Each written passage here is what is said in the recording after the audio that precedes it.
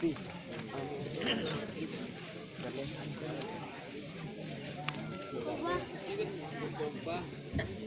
Berapa kau bawa dah? Cek limo lah. Jangan lah.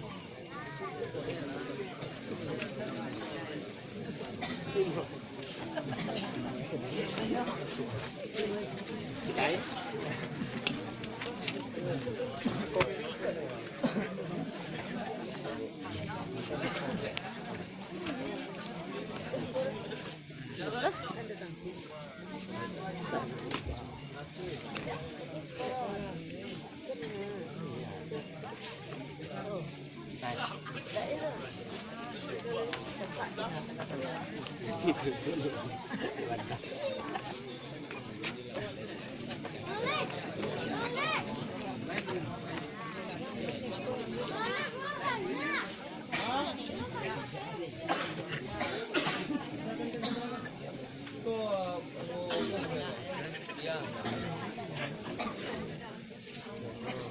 Mana aku nak cek?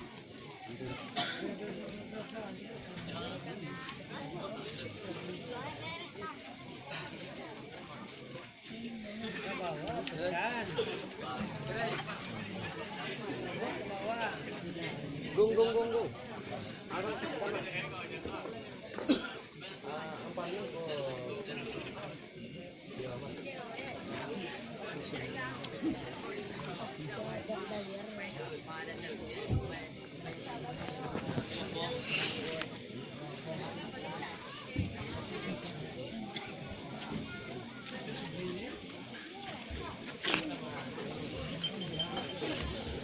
Kirim video dia ni. Video yang tadi. Boleh lah. Apa kan? Mau senang apa? Abang dia nak bikin video apa ya? Jika apa kau suka ya? Apa kau suka? Ini ada video di situ dia. Video yang panjangnya lah.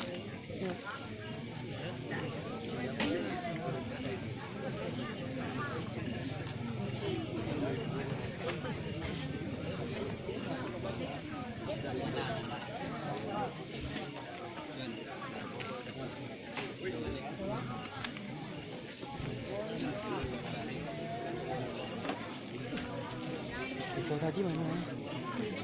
Itu udah pisau tu mana? Mau perlu bang? Pernah?